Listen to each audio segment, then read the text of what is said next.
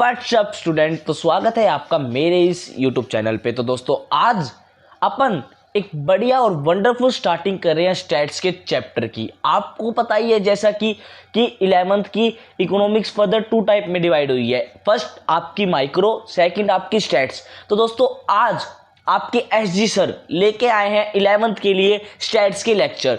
दोस्तों first of all मैं आपको बता देता हूं कि ये स्टैट्स बहुत ज़्यादा इंपॉर्टेंट है, अभी बेसिक क्लियर कर लेना और जो मैं पढ़ाऊं प्लीज़ उसको कंसंट्रेट करके सुन लेना, मेरे साथ नोट्स बना लेना, जिससे कि आपको आगे अगर कॉम्पिटिटिव एग्जाम दोगे उसमें दिक्कत बिल्कुल भी फेस नहीं करनी पड़े। तो दोस्तों आज का जो लेक्चर है वो ऑब्वियसली बेसिक लेक्चर है, मैंने अपलोड कर रखा है बेसिक लेक्चर, बट मैं दोबारा से अगर स्टार्टिंग ही कर रहे हैं तो ऑब्वियसली शुरू से स्टार्ट करेंगे। ठीक है दोस्तों, are you ready for this wonderful session?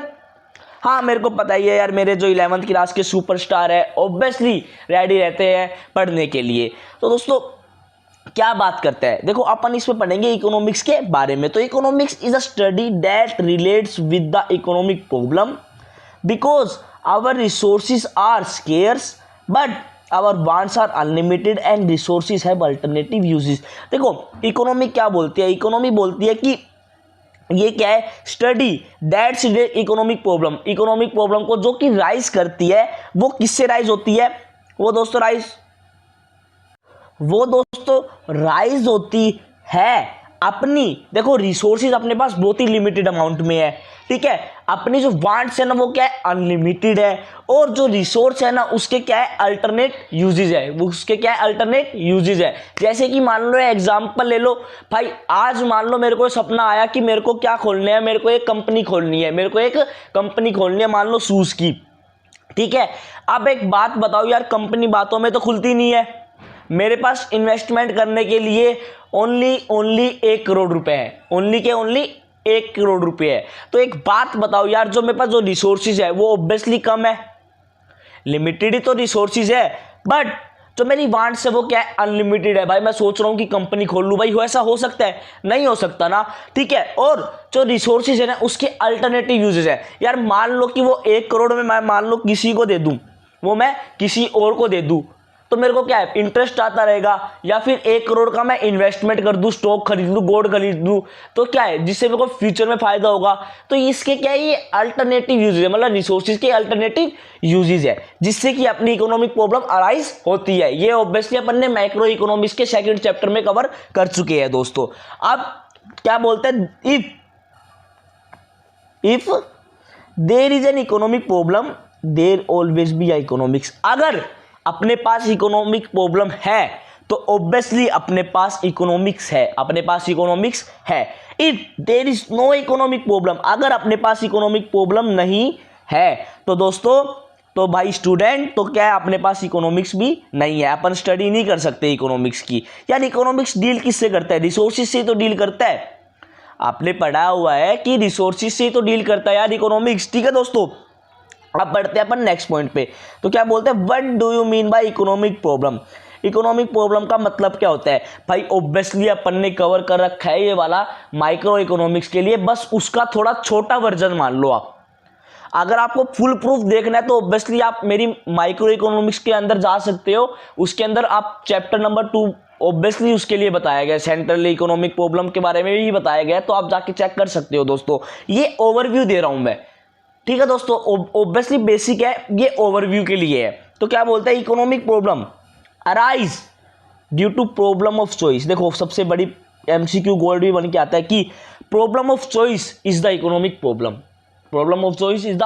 Problem. जैसे कि एग्जांपल से समझते हैं, भाई क्या बोल रहे हो सर आप? देखो मान लो मैं मार्केट में गया, ठीक है भाई, मैंने देखा कि वहां पर है ना गुच्ची के शूज है, वहां पर क्या है, गुच्ची के शूज है, ठीक है। मेरे गोज में 10 रुपए, तो क्या मैं उस शोरूम में गुच्ची वाले शोरूम में जाके वो गुच्ची वाले शूज पकड़ सकता हूं या फिर खरीद सकता हूं? नहीं ना भाई, ये क्या मेरी चॉइस है। फिर मैंने देखा कि उसी गली के आगे, मतलब उसी जो लाइन है ना, इसी रोड के आगे BMW का शोरूम है। भाई मेरे पास गोज में 10 रुपये है, तो मैं क्या जाके कह सकता हूँ BMW वाले को कि भाई मेरे को BMW दे? कहेगा भाई कौन है फकीर, चल भारी बेच देंगे, तो ये क्या है भाई, प्रॉब्लम अगर चॉइस, भाई चॉइस की प्रॉब्लम है ना, वो ऑब्वियसली इकोनॉमिक प्रॉब्लम के अंदर है, ठीक है। It is arise due to scarcity of resources, अपने पास जो रिसोर्सेज है वो बहुत ही ज्यादा लिमिटेड है, वो बहुत ही ज्यादा लिमिटेड है। And resources have alternative uses, like example milk. आज आप मिल्क को मिठाई बनाने के लिए भी काम कर लगा सकते हो, दूध पीने के लिए भी काम कर सकते हो, आप पनीर बना सकते हो, अल्टरनेटिव यूजेस है यार। भाई आपके पास गोज में 10 रुपए, यार आप 10 रुपए को क्या कर सकते हो कि आप टॉफी भी खा सकते हो, सेव भी कर सकते हो, समझ रहे हो ना, या फिर कुछ और भी आप 10 रुपए से बहुत चीजें कर सकते हो, ठीक है दोस्तों। The problem of allocation of scarce resources to the different uses, तो क्या बोलते हैं कि प्रॉब्लम है ना एलोकेशन की, वो ही क्या नाम है, मतलब एक तो एलोकेशन ऑफ स्क्योर रिसोर्सेज की इन डिफरेंट यूज। ऑब्वियसली भाई डिफरेंट यूज के अंदर अपनी जो स्केर्सिटी है ना वो इफेक्ट होती है। अब इसमें क्या बोलते हैं, every human irrespective to its age is doing some activity, एक ह्यूमन अपनी एज के आने के बाद कुछ ना कुछ काम धंधा करता है, कुछ ना कुछ काम धंधा करता है। यार मान लो आज आप 17-16 के होंगे, ऑब्वियसली 24 एज में आने के बाद आपकी जॉब लग जाएगी बढ़िया, और क्या आपका कुछ ना कुछ काम धंधा करोगे। आपके फादर भी अभी कुछ ना कुछ काम धंधा कर रहे हैं, ठीक है ना। Those activity which are the economical in nature are to be studies and 11th economics, जो एक्टिविटी जो कि इकोनॉमिकल है किसके अंदर, अपने नेचर के अंदर, वो अपन स्टडी करते हैं किसमें, 11th की इकोनॉमिक्स के अंदर, ठीक है। आप देखो कुछ ना कुछ एमसीक्यूज बन के आते हैं, ऑब्वियसली आपको नॉलेज रहनी चाहिए कि ये कौन कौन है। देखो फादर ऑफ इकोनॉमिक्स कौन है, एडम स्मिथ। मेरे साथ रिपीट करना कि फादर ऑफ इकोनॉमिक्स कौन है, Adam Smith. Father of economics कौन है भाई, मेरे साथ बोलना, एडम स्मिथ, ठीक है। Father of economics in India, economics India में किसने दी थी, किसने दी थी, महादेव गोविंद राणे, ठीक है, महादेव गोविंद राणे, ठीक है। उन्होंने अपने जो फादर है ना इंडिया के इकोनॉमिक्स के फादर कौन है, ये गोविंद, मतलब महादेव गोविंद राणे। ऑब्वियसली आप अपनी टीचर से बात पूछना कि इंडिया के इकोनॉमिक्स कौन है, ठीक है ना, मतलब फादर ऑफ इंडिया के इकोनॉमिक्स कौन है। एडिशनल है, हो सकता है बता सकते हैं, ठीक है, बट आप प्लीज डिस्कस करना अपनी मैम के साथ, ठीक है। First economics in India, first economics कौन थे इंडिया के, तो ये था कौन, अमर्त्य कुमार सेन, अमर्त्य कुमार सेन। प्लीज मेरे साथ रिपीट करना, अमर्त्य कुमार सेन। और दोस्तों प्लीज इसके नोट्स बना लो भाई, ये चीज आपकी अपनी बुक में प्लीज नोट डाउन कर लो, ठीक है दोस्तों। उम्मीद करता हूँ अभी जितना भी समझाया मैंने ऑब्वियसली आपको समझ में आ गया होगा, ठीक है दोस्तों। मैंने अभी समझाया जितना आपको समझ में आ गया। अब बढ़ते हैं अपन नेक्स्ट। अब अपन बात करेंगे एक एग्जाम्पल से और समझते हैं कि इकोनॉमिक्स क्या बोलता है। देखो ये अनीस साहब, ठीक है यार, ये बेचारा अनीस दुखियारा, पैसे नहीं है इसके पास, जहां से तैसे करके इसने क्या करा, 500 रुपये इसको मिले, मतलब इसकी पॉकेट में जिसने छोड़ दिए होंगे वो मिल गए, ठीक है। अब इसका बर्थडे, इसका क्या है, birthday, happy birthday to you.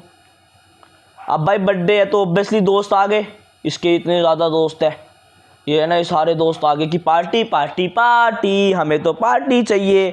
अब अनीस बोला भाई ठीक है दे दूंगा। अब एक बात बताओ, इसके पास है 500 रुपये, तो अनीस उस 500 रुपये, ये जो 500 रुपये ना ये क्या है, रिसोर्सिस है, ये क्या है, रिसोर्सिस है। अब उससे क्या करेगा, इसको क्या क्या करना था भाई, इसको पिज़्ज़ा भी खाना था, कोल्ड ड्रिंक भी लेनी थी, फिंगर चिप्स भी लेने थे, मोमोज भी लेने थे, और अदर थिंग जो भी उसको मतलब जो इसके जो दोस्त डिमांड करे वो, ठीक है। अब एक बात बताओ, देखो ये क्या सारी चीज, मान लो इसके 10 दोस्त आ गए, तो क्या ये सारी चीज ये ले सकता है, बात बताओ, ले सकता है, नहीं होगी ना, इसको और ज्यादा रुपए इन्वेस्ट करने पड़ेंगे। तो यही बोला गया है कि देखो 500 इज अ रिसोर्सिस, जो आपके पास रुपए पॉकेट में है वो क्या आपके रिसोर्सिस है। अल्टरनेट यूजेस है, यार ये दोस्तों को पार्टी ना देके अपने लिए बुक खरीद सकता था, शेविंग इंट्रोड्यूस कर सकता था, इसको पॉकेट मनी में डाल देता, मतलब पॉकेट मनी मतलब अपने गुल्लक में डाल देता, अपनी मदर के लिए कुछ ना कुछ ले जाता। तो ये क्या बोल रहा है, अल्टरनेटिव यूजेज है, इस 500 रुपए के क्या है, अल्टरनेटिव यूजेज है। रिसोर्सेज आर स्केर्स, के मतलब लिमिटेड है, आप इसके गोज में ओनली 500 रुपए है, बट इसको पार्टी भी देनी है अपने दोस्तों के साथ, समझ रहे हो ना, भाई इसको पिज़्ज़ा भी खाने हैं, इसको कोल्ड ड्रिंक भी पीनी है, उसको मोमोज भी खाने हैं, तो क्या ये 500 रुपये में कवर कर सकते हैं सब चीज़? इम्पॉसिबल। यूज ऑफ रिसोर्सिस, अब क्या बोल रहे हैं नेक्स्ट पॉइंट, यूज। अब ये क्या करेगा, ये 500 रुपये को ना इस तरह यूज करेगा, मतलब use the resources in the best possible manner, कि ये जो 500 रुपये को ना अच्छी तरह इस जगह इन्वेस्ट करेगा जिससे कि इसको मैक्सिमम बेनिफिट मिल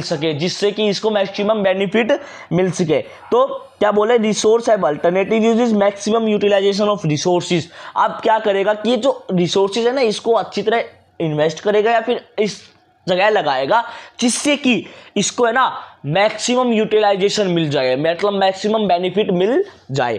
ठीक है, अब एक बात बताओ, अब पढ़ते हैं कि वांट्स अनलिमिटेड थी। देखो भाई ये सारी इसकी वांट्स है, अनलिमिटेड है। नाउ अनीस को क्या करना पड़ेगा, has to select between his wants and his available resources. अब अनीस को जो 500 रुपये पॉकेट मिली है ना उससे इसको सेलेक्ट करना पड़ेगा कि मैं जो मेरे दोस्त है जितने भी ये यार भाई ले, मतलब जितने भी इसके सर्कल में दोस्त है ना उसको मैं क्या खुआऊं जिससे कि जो मेरा रिसोर्स है ना वो सही से यूटिलाइज हो जाए या फिर मैं इतने के अंदर ही मेरा सेटअप कर सकूं। ठीक है, तो ये इसको क्या बोलते हैं, इकोनॉमिक प्रॉब्लम। इसको क्या बोलते हैं अपन, इकोनॉमिक प्रॉब्लम। ठीक है, अब रिसोर्स शुड बी एलोकेटेड, जो रिसोर्स है ना वो एलोकेटेड है। ठीक है, also known as problem of choice. अपन इसको इकोनॉमिक प्रॉब्लम को क्या बोलते हैं, प्रॉब्लम ऑफ चॉइस भी बोल सकते हैं, क्योंकि भाई ये जो चीज़ थी, ये सारी चीज़ इसकी क्या थी, चॉइस थी कि मैं मेरे दोस्तों को ये खुआऊं। ठीक है, तो इसमें यही बोला है if there is no economic problem, अगर कोई भी इकोनॉमिक प्रॉब्लम नहीं है तो there will be no economics, अपने पास इकोनॉमिक्स भी नहीं है। उम्मीद करता हूँ कि ये डेफिनेशन से आप समझ गए होंगे रिसोर्सेज क्या होता है, क्या वो होता है, इसकी वैल्यू मतलब क्या होता है। ठीक है दोस्तों, अब एलोकेट का मतलब समझते हैं कि to decide the use of something for a particular purpose. तो पर्पस मतलब पर्पस करने के लिए कुछ ना कुछ अपन डिसाइड करें, उसको अपन क्या बोलते हैं, एलोकेट। उम्मीद करता हूं दोस्तों आपको ये जो फर्स्ट लेक्चर है स्टैट्स का, जो कि बेसिक है, समझ में आ गया होगा, कोई दिक्कत भी नहीं होगी दोस्तों। और ऐसे ही लगातार मेहनत करते रहो, स्टैट्स को अपनी मजबूत बना लेना जिससे कि आप कॉम्पिटिटिव एग्जाम भी अच्छा दे सको और आपकी 11th में स्टैट्स में अच्छे मार्क्स भी आ सके। 40 मार्क्स की आती है, साथ रहना, ट्रस्ट करना, ऑब्वियसली 40 आउट ऑफ 40 लेके आएंगे। दोस्तों आज का लेक्चर बस इतना ही है, उम्मीद करता हूँ कि आपको मजा आया होगा। ठीक है, तो बाय बाय, मिलते हैं नेक्स्ट लेक्चर में एसजी सर के साथ।